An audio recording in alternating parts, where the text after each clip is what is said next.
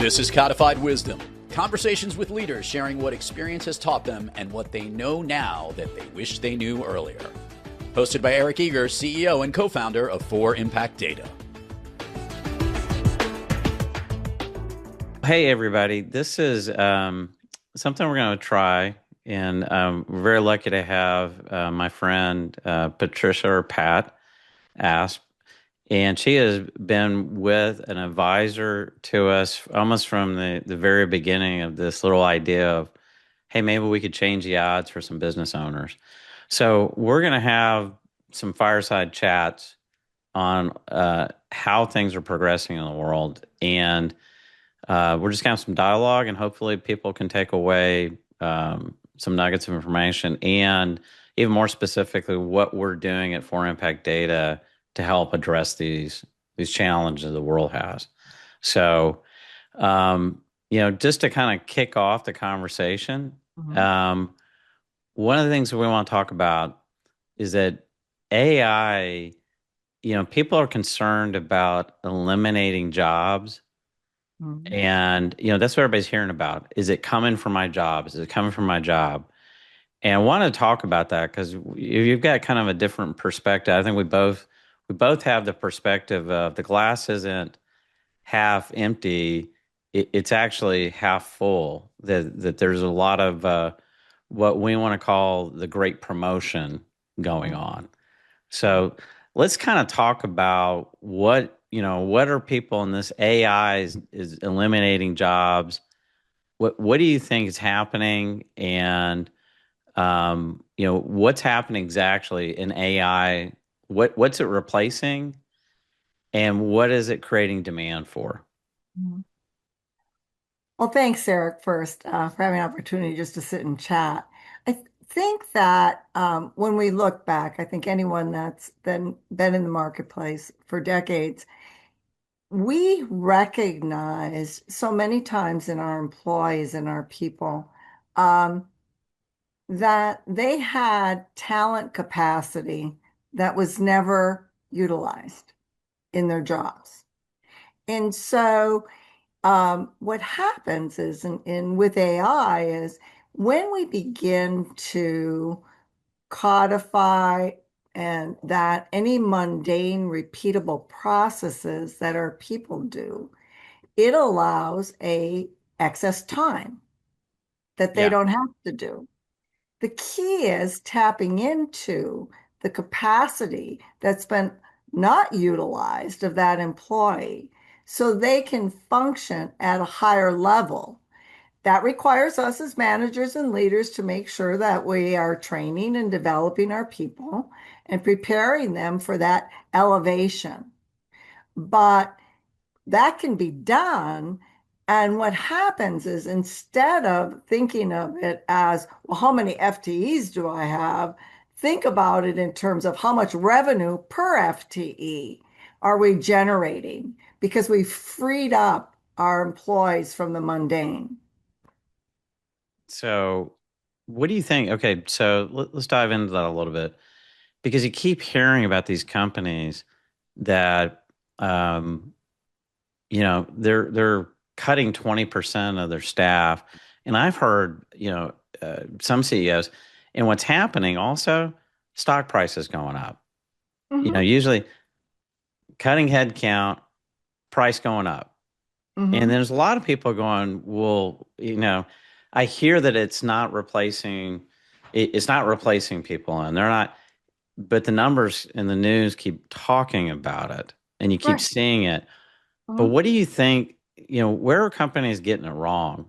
Because cut all this headcount, what do you think they're getting it wrong with this? Well, we just automate and we get rid of all these people. Well, it's interesting. Head count does not necessarily mean that people lose their jobs. Head count can be that we don't replace certain roles. We consolidate positions. Yeah. We let natural attrition and turnover can be the reason why we're reducing headcount. And so it's really looking at it and saying how many actual individuals lost their jobs versus we reduced by X number of headcount. Okay. And that's a very different, but the narrative, and most people know the narrative, on Wall Street is we cut headcount. Yeah. So, but do they ever dig deeper to say, how many people actually lost their jobs? Yeah. I mean, And we have to really, um, they're not going to go into that when you're doing an investor presentation. uh, But they did reduce headcount, and they did it through productivity improvements and position consolidation. And all those open positions that usually sat unfilled, they eliminated them. Natural attrition in terms of people retiring or people leaving, same yeah. thing. And so you end up with the same thing, a reduction in headcount, but it wasn't people losing their jobs. And so with AI, doing what it's, because everybody, this is on the positive side of this, what we're starting to see is kind of the greatest, what we want to call, it's the, kind of the greatest promotion, this higher level promotion cycle that we're all not ready. A lot of people aren't ready for. Mhm. Hey, you've asked me to come in and I do these tasks, and I come home, I do that, and it's a lot of I think a lot of times it's stuff that people don't want to. Like it's not like I went to. If I fast forwarded years ahead and go, this is what I want to do for a living. In a lot of cases, it might have been, holy cow, this is not what I do. So thus I fulfill and get, I provide an income for my family and I do that. But, this promotion, because we're all going to have to think at a higher level. Mhm. Um, are companies preparing people for that? Is that one of the things that we're seeing? Um, how are we going to handle this next uh, across the board? Mhm. Employees keep, people having to think at another level now. Um, Mhm. what do you think that are companies addressing the moving people from kind of execution to decision making and data gathering to action? Yeah, you want to talk about that a little bit more? Well, I think, Eric, probably some of them are, obviously. Um, I think when we think about it, Yeah. in terms of tapping into the talent capacity of our Okay. employees, and if you ask your employee, like, what would you like to get rid of in your job? It Yeah. usually is the repeatable, mundane types of things. And so if it is something that AI can accomplish for them, then they're happy, right? But they're going to have excess time available in their schedule for the day. Yeah. How that gets used needs to be very intentional. It needs to be very strategic. And we need to think ahead in terms of what other higher level things can they be doing. Maybe from a position that's open, and now that we can consolidate positions. And so what happens is it's not just the task of AI, it's addressing the excess talent capacity that is freed up for to get the critical work done, right? Yeah. And many times, we hire someone to complete a job. Yeah. And I'll never forget, Tom Peters came to visit a hospital where I was managing, and he asked me the simple question, what do your people do when they check out? And, I was in the service industry for, decades. And the people that, we were hiring entry level positions, they could be working on tray lines or in the pot and pan room, in the cafeteria, buffing floors, whatever. I started asking the question, those Yeah. people that we hire to do mundane, repeatable task work, they were coaching little league teams, they were raising money for United Way. They volunteered, were leading PTAs, were president of this and that.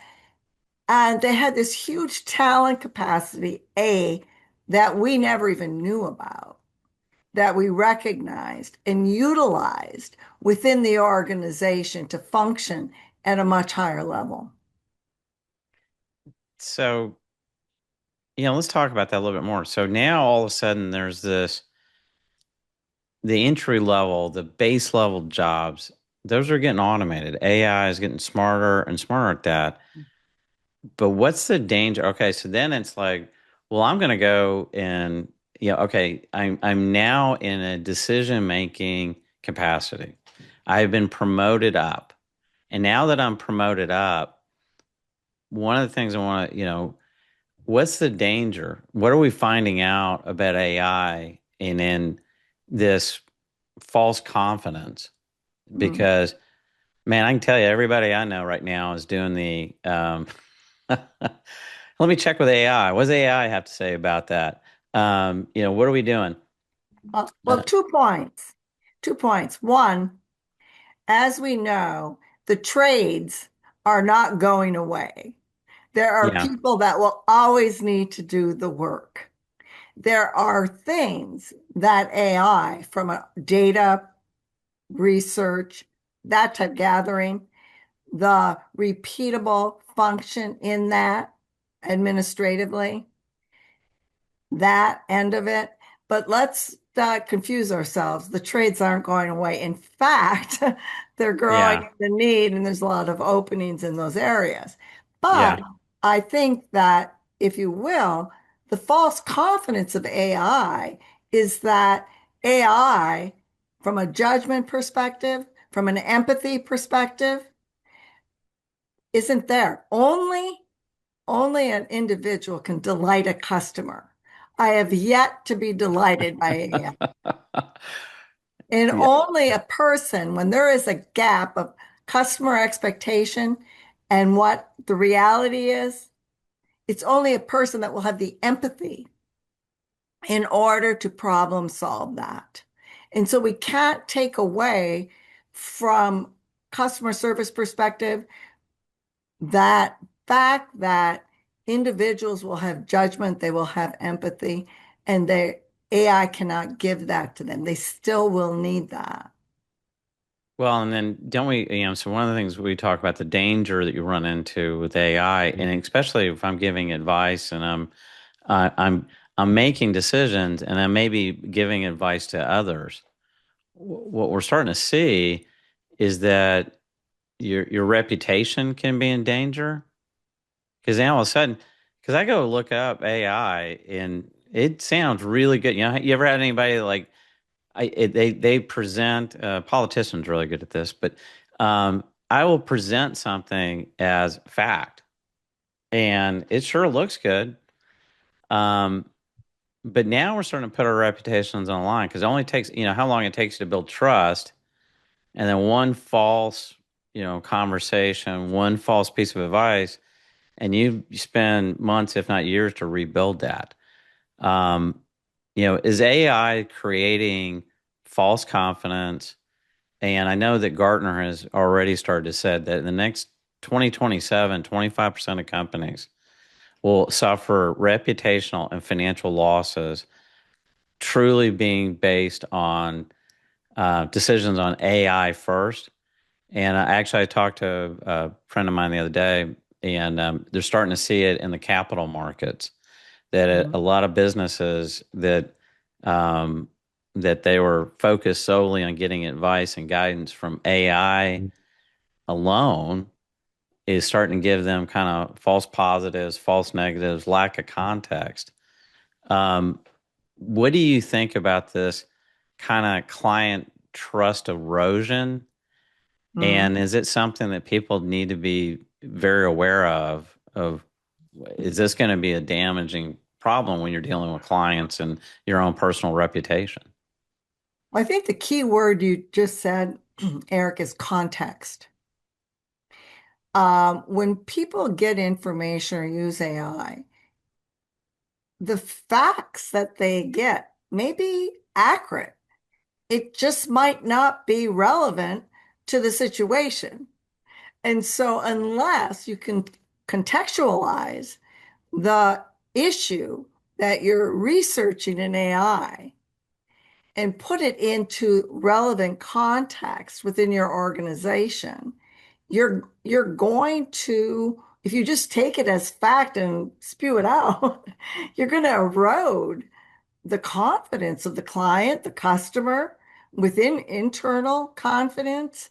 Uh, and so we have to be able to, within AI, have a contextual decision-making process that we can then determine relevancy and does it apply within our situation. So it's a advisory. It's all in reputation and trust. At the end of the day, can I trust you? And then the more I trust you, the more I lean in, the more, I follow judgment, etc.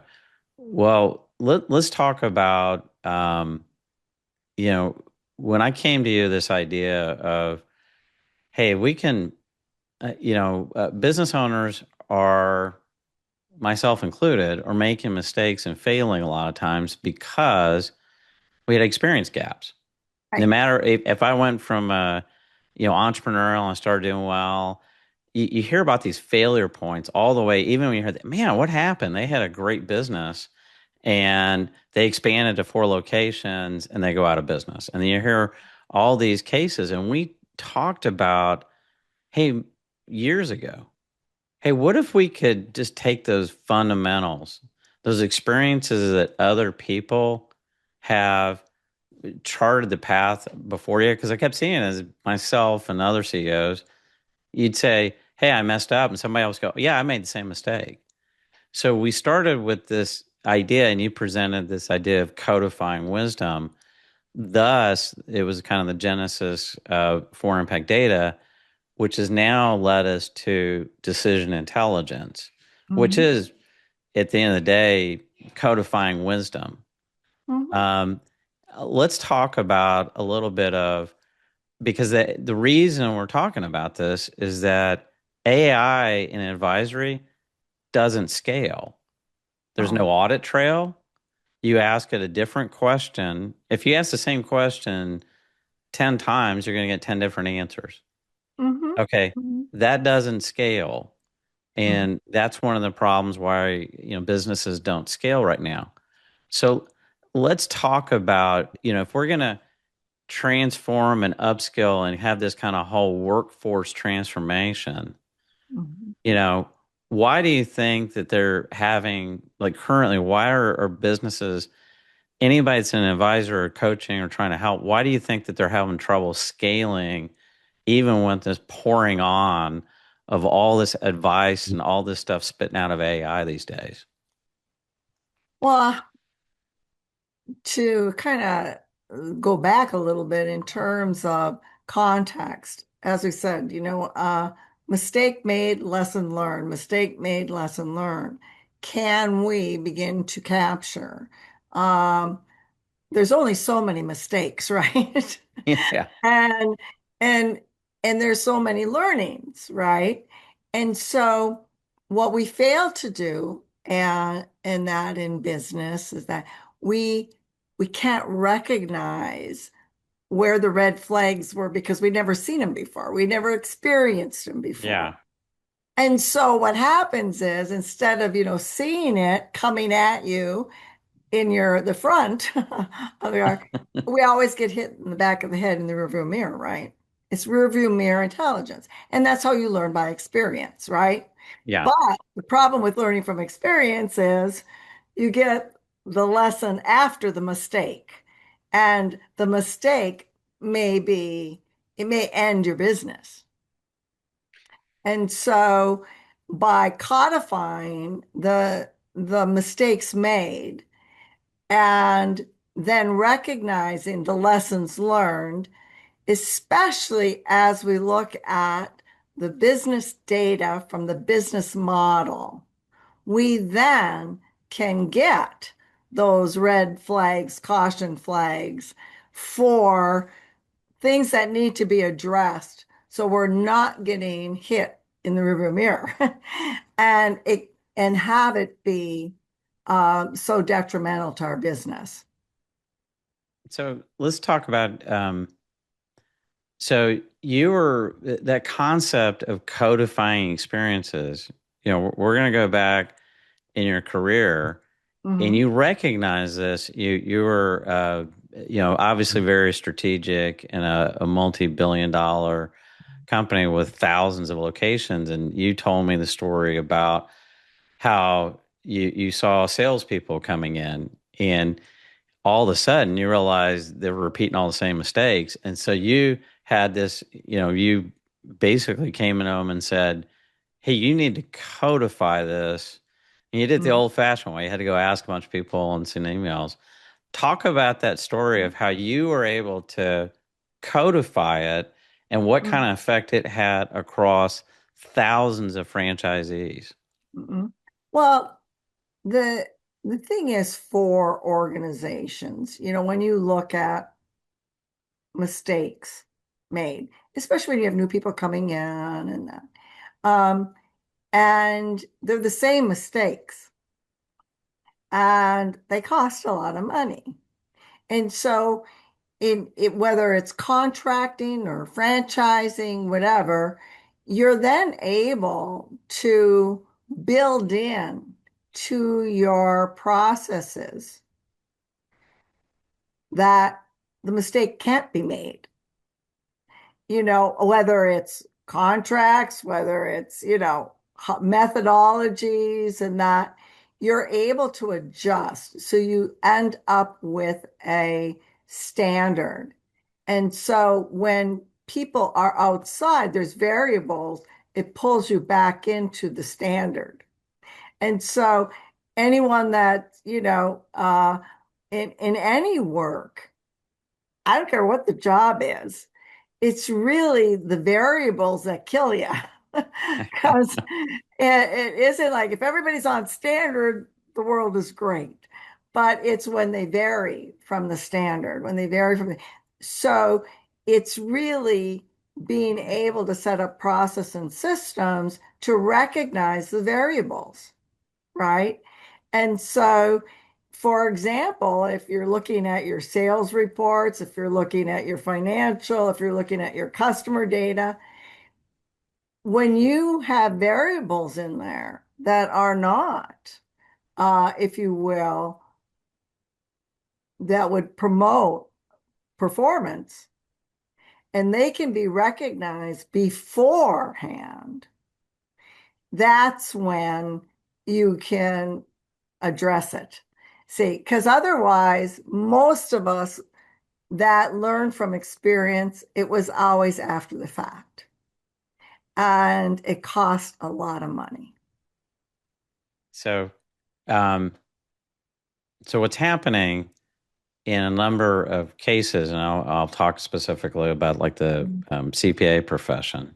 Okay. Um, what's happening is that um, something that took 7 or 8 years to learn, how I learned was that, go do this, shadow that senior, shadow that partner.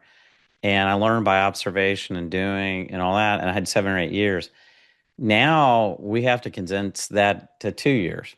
Okay. And here's what happens too is that you always brought in these experts and these advisors because they've been through that path so many times. Well, what happened, and you talked about, um, you codified the experiences of thousands of salespeople at the prior organization. So guess what?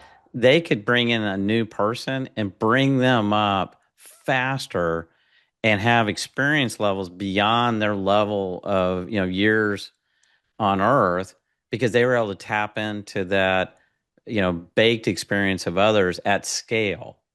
And Oh, you were able to do absolutely. it at scale. Absolutely. Okay, but now, and I want to talk about, so the reason that advisory doesn't scale in today's environment is that it's all in somebody's head. And then I try to pass that down to somebody else. Well, that takes years, and the speed of business is not, things are happening so fast, you don't have that luxury. So we've got all these people that are now having to move up into higher level promotion, years of experience beyond my standard level. But also, I don't have time to wait 6 or 7 years. That's that's year. I mean, that's decades of experience. Right. Let's talk about now the decision intelligence framework that we built and why you were so excited about, because you've mentioned things of now you can, everybody learns from everybody else's experiences. But the second thing you've always said, and talk a little bit more, you can allow somebody to start operating at a level beyond their years of experience and do that at scale.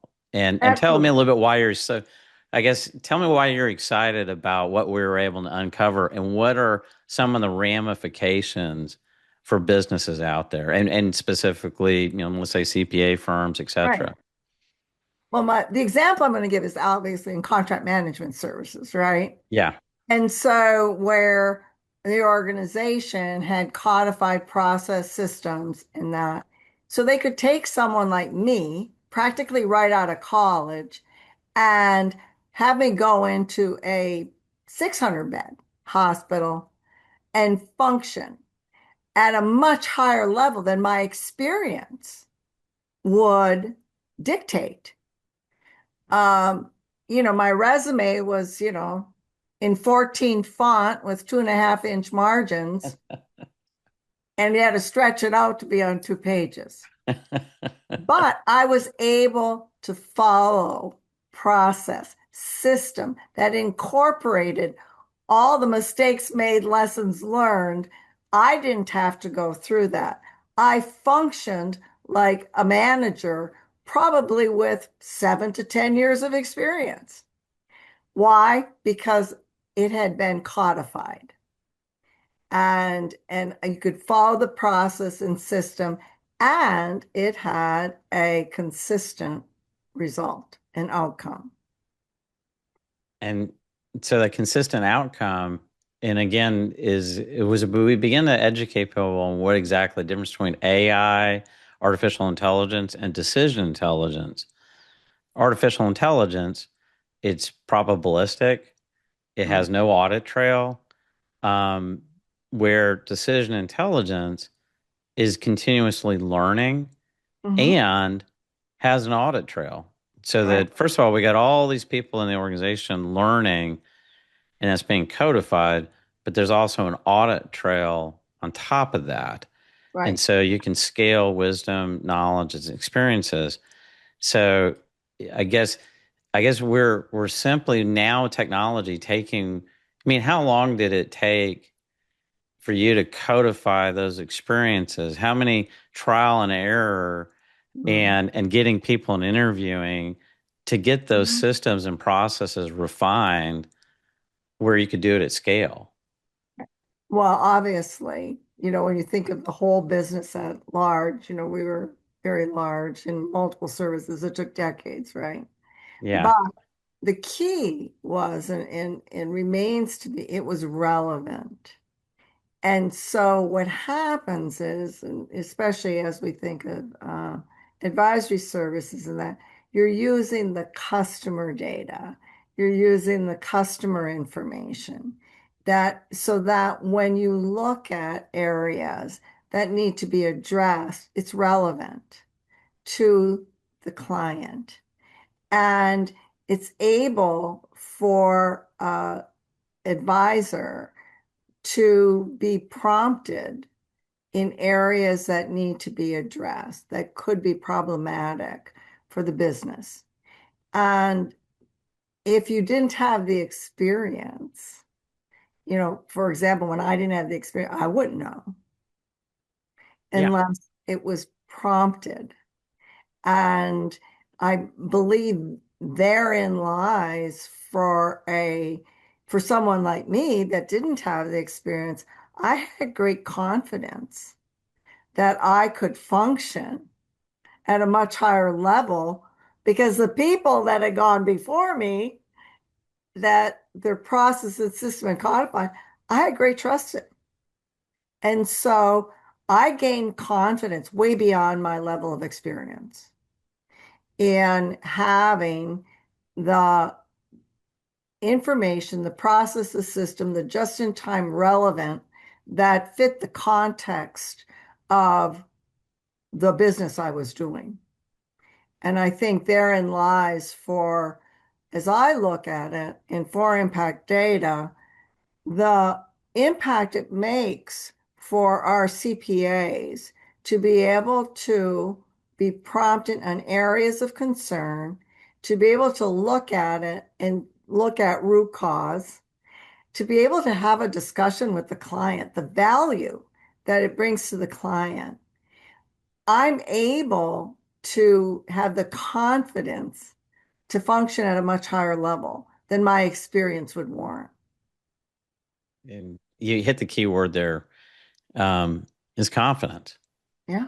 Because it took a long, I mean, just running through those cycles of trial and error, and I didn't, I didn't die. I didn't, the client didn't, and then like, okay, I can do this. So the accelerated confidence that you can have those conversations. So it's not just technology surfacing all this stuff. Yeah.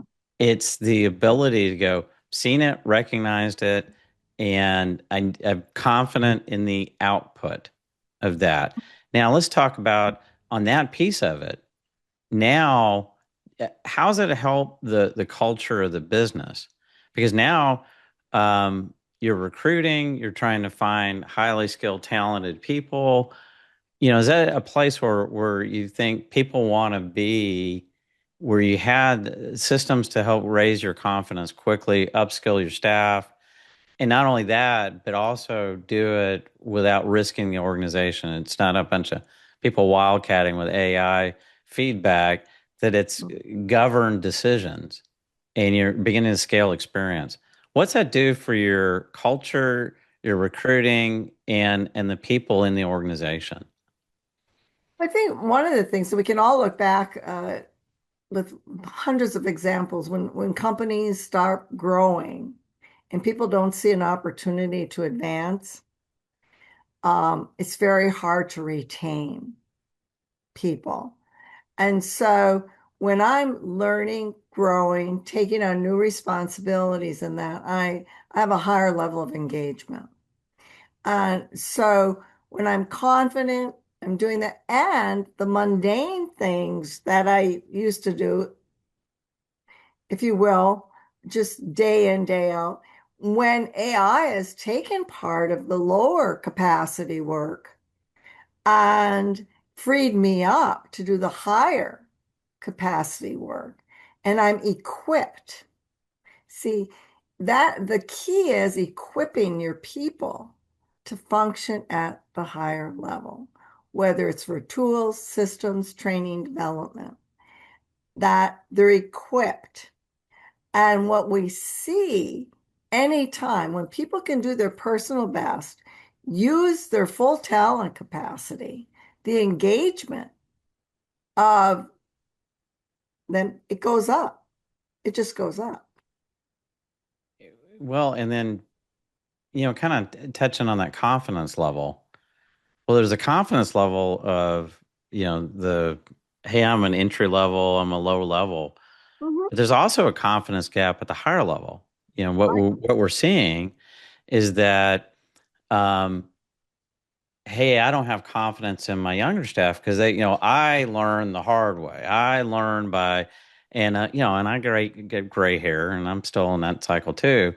Of, well, I can't hand this off to that younger staff. They'll risk losing the client. So you've got a confidence of delegating it down to a younger staff. So you got this kind of confidence loop going on of, okay, well, I'm a little afraid to delegate it because it may be a big account. And so, what do you minimize that? Well, we kind of put them on the junior, the not so quite complex Mhm. clients. But on the flip side, if it's a important strategic, also at the younger level, I don't want to make a mistake. Mhm. So now having systems and processes of not only helping the confidence level of the team, but also the confidence level of the senior leaders and the delegating down things in a controlled and um, in a way that they can learn and leverage the experiences of others. Um, and talk a little bit about how if you begin to accelerate that confidence level internally and externally, what do you think are what are the economic impacts of that for an organization? Well, when you really think about when you're tapping in,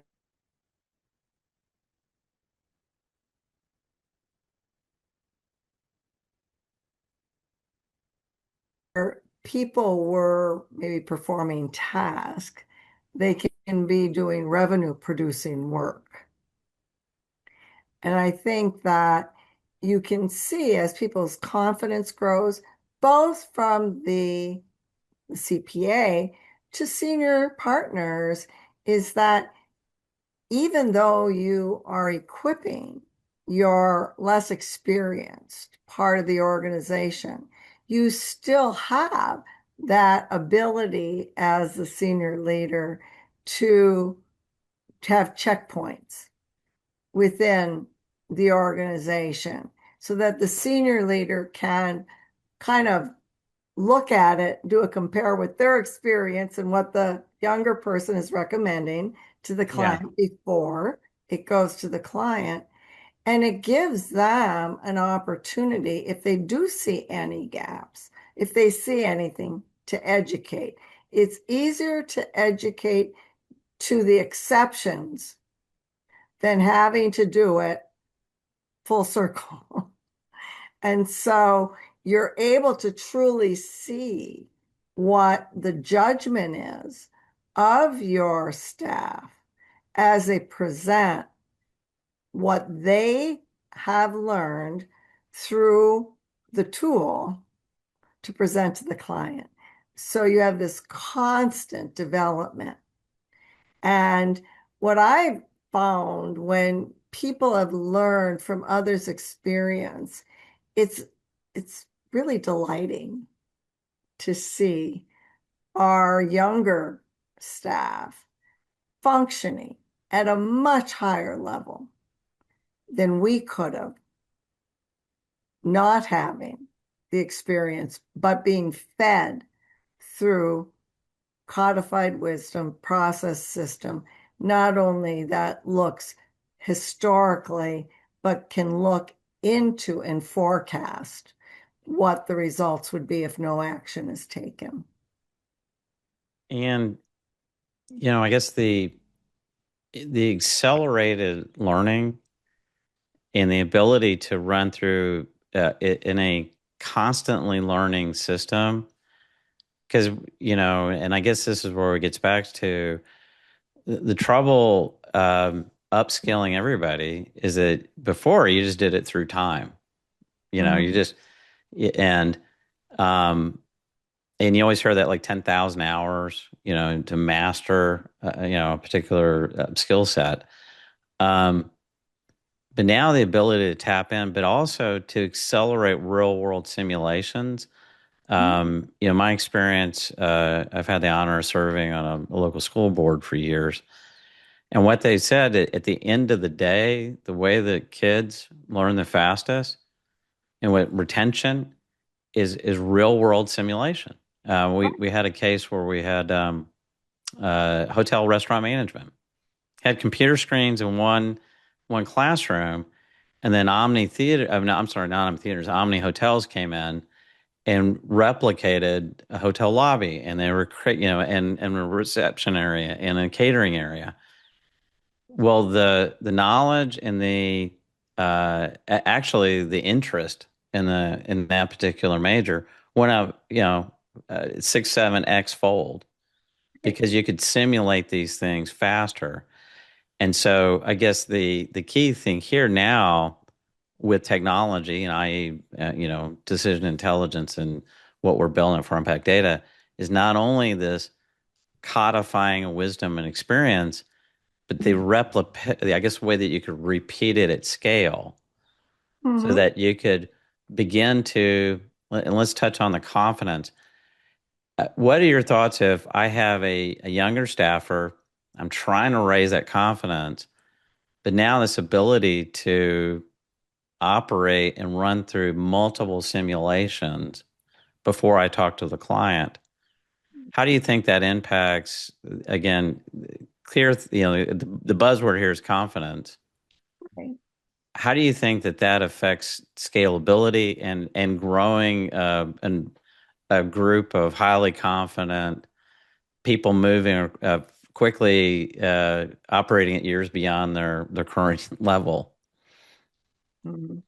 Well, I think a couple of things. One is they are working with real data for a single client that has been presented to them in a way that takes into effect hundreds, if not thousands, of other companies. And so, but they're looking at their clients' data. And I think the confidence that comes from the fact that they didn't just throw out a question to AI, they are actually looking at their clients' data. And so they have data integrity for the client. They can apply the forecasting, machine learning, looking into the future. You can apply AI as to what are potential root causes of the variable or area that needs to be addressed and look at the best area of solution for the client. And so being able to have a conversation with a client that raises the confidence with the client, say, gee, I noticed when I was looking at your financials this month, there were a couple of areas that stood out. And the client never noticed it. They didn't bring it up in your conversation when you're going through the monthly financials. And so what happens is the client's confidence increases, and that has a direct impact on the CPA's confidence. And so, and therein lies the revenue opportunity for advisory services. So once we bring value to a client that was unanticipated, that they did not see, that they didn't maybe have the experience to see, you automatically have, and with that confidence comes trust, building trust, and engagement. And so I think it's a perfect opportunity for accounting firms to increase their revenue per CPA so that they're functioning at that higher level. Well, and the key thing here also is that it's, decision intelligence is pulling all that to get, machine learning, business intelligence, AI, and then basically it sifts through and creates. That's why it's decision intelligence, because what it does is it weighs the short term, long term, what timing, and it just surfaces options up. You Mhm. still have the human advisor in the loop, but Right, it cuts down that having to sift through, ask AI. I got to make sure I ask the right questions of AI, right.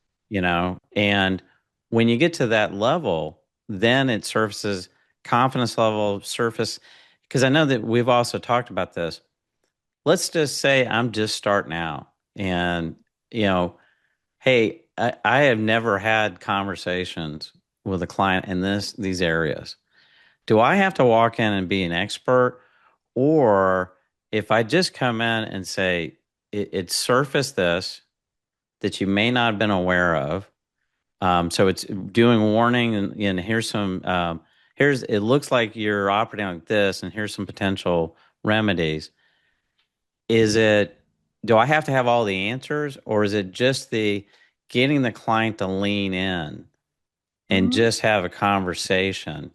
What are your thoughts of just starting there to again begin to grow this confidence with the client and with yourself? Well, to answer your question, I think if you went in with all the answers, you would not be trusted. Because a natural reaction would be of a client would be, you don't know my business. You don't know my company. Yep. And so to have the initial conversation of, here are a couple of things that surfaced in your financial that are potential areas of concern that I really think we need to dig into. And That in and of itself brings great value because it's something the client didn't recognize when you're going through. and and to differentiate of this is, it's not just the old, kind of reporting world. Because Ben, we used to think that if we gave people more reports, that they would figure this stuff out on their own. Like, hey, the whole key of advisory is just giving you more reports. Mm. And in the surfacing, it's really where the machine, the decision intelligence, the surfacing, it's via the financials, but it's all forward looking and surfacing up this, hey, these are potential risks that are happening across the organization. Mhm. And they're signals that you don't have to have the exact answer for, to your point. And it's humbling, and you go, I'm not 100% sure, but let me act on your behalf and I will go dig into this more. Mhm. Well, I And think the thing is that just to feed reports, if you don't have the experience to acknowledge or see where there's areas of concern, that's the whole issue of codified wisdom is you could keep throwing reports and reports and reports at someone, but if they don't have the experience to recognize that there's an issue, be either in cash flow or day sales outstanding or the revenue distribution of your customers. If if you don't know that, you're not going to see it just by being given more reports because you don't have the lens of experience to look at that. wow. And that therein lies the beauty of decision intelligence. Think of the hours that historically we spent when we were going in and there was a problem and all the reports we had to ask for and all the comparisons we had to do and all the run charts we had to see in order to come up like with one little thing to figure out what potentially is the root cause. That can take weeks. Wow. And and then would you say the velocity of things moving in today's world, uh, discovering an issue after the fact, and at least even not, I mean, having the wisdom and knowledge to even to identify a pattern Right. of something, um, you know, now do you think in today's world, can you discover issues weeks after the fact? See, that's to me, there used to be this whole one of our sales leaders said, you're either gonna make dust or eat dust, right? I think with the rate that the markets are going and the speed, if you will, the velocity of change, um, a lot of it would be too late. It's just too late. And we would end up suffering the consequences. And do you think business leaders today are feeling that pressure of I've got to move faster. I've got to move faster. All these things and all the technology, and the challenge is that one person says it surfaces. I guess hey, we found this trend going this and this way, but I had a lot of people used to go, okay, so what now? What? You can tell me I'm burning cash, and you can give me all those reports, but what do I do about it? Right. Absolutely. I do think that there is pressure that most, I don't think it's just the business owners and leaders, it's all the people within the organization. And we see it today. I mean, we see it in our daily lives, right? How AI can really be of great value. But yet, at the same time, this not having the confidence that, as you said, that AI really is going to give me something that's relevant and applicable to what I'm doing. And as you said, if you ask the question 3 or 4 different times, you get 3 or 4 or ways you get different answers. And so I think as executives and business owners, knowing and having the pressure and but being able to be equipped and having an advisor that can be that forward looking, be that person that recognizes patterns that could be detrimental to the business and getting ahead of it in order to then, carve a path that you're able to go through your different phases of your business successfully. Wow. I mean, that is, yeah, the pressure now to succeed. And I like how you kind of hit on the point too, because that employees are feeling that pressure too. You're feeling this because everybody's like worried about it, like is AI coming? And you always hear this: AI is not going to replace your job, but the person who knows how to use AI will replace your. And so this ability, do you think that it's surfacing all these options as fast as you can type in a question? Do you feel that's going to start creating a decision fatigue because decisions at its root cause, or I don't want to say at its base, is that I have to weigh all these things. It gives me an option, and I have to think about, well, what's the risk return trade? What am I going to trade off? What do we need to do immediately, and how does that affect long term? How fast do we need to? Is it something we need to do right now or next week? I have all that going through my head, and now we got people that used to be transactional and doing. Now I'm having to get in each little decision. Do you feel like that all of a sudden it's going to cause a higher stress level because I got decision fatigue because all these options are surfacing and I still have to go do all that? Well, and it may not get you there faster because you can end up with so much information and so many different options that you don't get decision fatigue. You end up not making a decision. And so it doesn't necessarily speed your decision making. It could bog you down. And so the key and is really in decision making and having decision making intelligence feeding you not only the person that is advising but the person they are advising. Your confidence grows and you're able to narrow down the options that address the root cause of that which is basically saying right now could get you in trouble. And instead of taking months, Yeah. it's hours.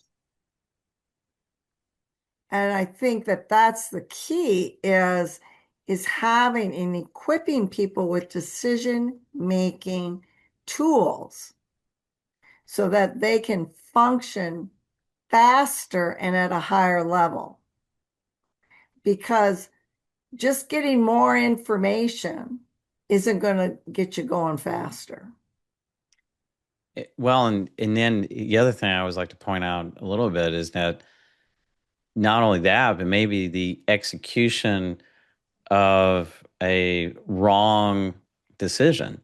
Because agents now, not only before, we used to have you get all the reports and I make a decision, I give it to operations, and it takes a little while to get implemented. And then you find out a little bit later, oof, that was a wrong call. Bring it back and let's adjust it. Now the speed and the danger of not only not having this kind of ability to have filtered out and probabilities of good decisions, minus that, I got AI generating all the stuff. Do you think it's a risk of now I can clearly execute maybe wrong decisions? I don't say bad because we all do the best we can. We take all the data in and we go, that's the call. But do you see there's a danger also of the speed and execution of wrong decisions and the Oh, impact it can have at scale? oh, absolutely. I mean, you can fail slow or fail faster, right? And so, you know, the key is, if you can avoid it, that's the key is having the decision making information intelligence so that you're not going down multiple wrong paths, that it's been narrowed down, that these are key things that can impact this variable to bring it in line. And so that it's confidence building on both sides, right? Both the advisor and the client. But it also narrows down the world of possibilities and saves an executive time, saves an advisor a lot of time. And instead of spending it, time on gathering information, they're spending time producing revenue. Well, and I guess at the end of the day, now we're talking about you're making higher probability decisions. Mm-hmm. You're operating beyond your levels of experience or accelerating confidence and learning. Let's talk about the economic impacts. As you mentioned it earlier, before in the knowledge worker space, you used to just say, I have so many hours in the day. And as I got more experience and more valuable, as I moved up and I'm on a partner level and I had expertise, and depending on how niche and specialized, that my hourly rate was a lot higher. Mm-hmm. Mm-hmm. But let's talk about now the shift from that, where it was a billable hourly rate, now to a revenue per FTE, the capacity to operate at a higher level at scale versus growing. Instead of growing headcount, now you're growing capacity. What do you Mm-hmm. think is the economic impact that that's going to have on businesses on this increased revenue per FTE, scale advisory, and growing without having to add? The limiting factor in growing is not headcount anymore. Right. Well, I think there's twofold. One is obviously when people can function at a higher level and produce revenue.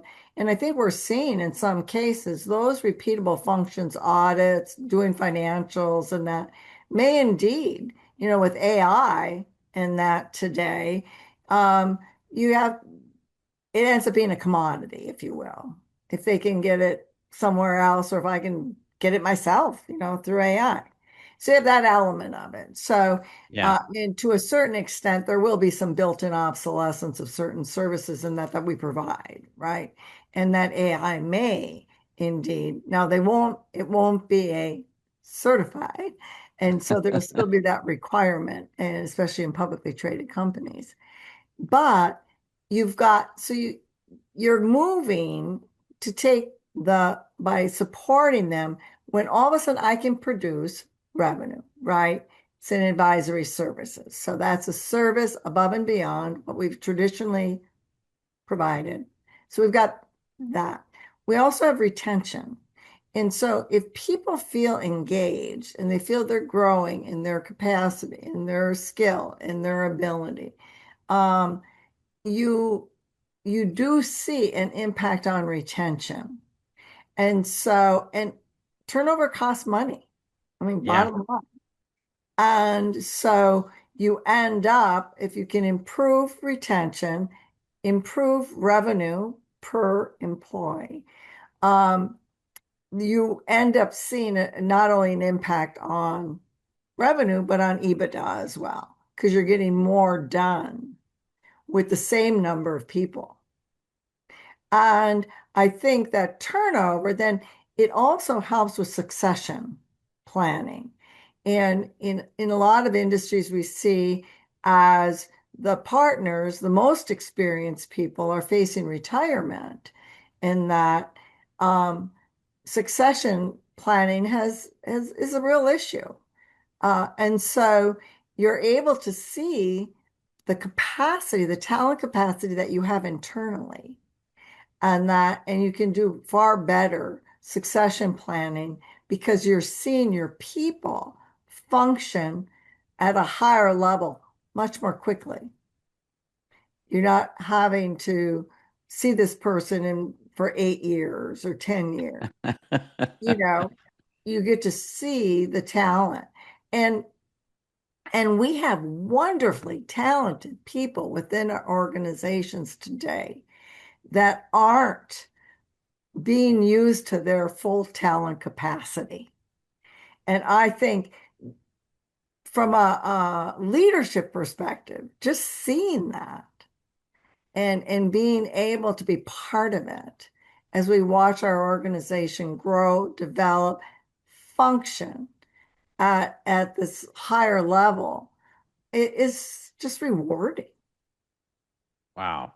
I love how you're talking about that because that's very very optimistic of this kind of unleashing of capacity and capabilities you haven't been able to tap into before because other functions and jobs had to be completed. Right. Um, well, we'll tell you what, we're gonna try and wrap it up this week, but I know that we will continue to we'll dive into some more of these topics and future conversations. But hopefully somewhere along the lines, somebody listened, understands the power of what the new world is looking like, and look to it with hope and excitement, and not fear and the unknown. Thank And you. so, well, we'll continue with these conversations, and we as always appreciate the dialogue and sharing, exchanging of ideas. The collective wisdom and lessons learned from these conversations have been the inspiration for the business guidance system at 4Impact Data, helping CPA firms grow client advisory services.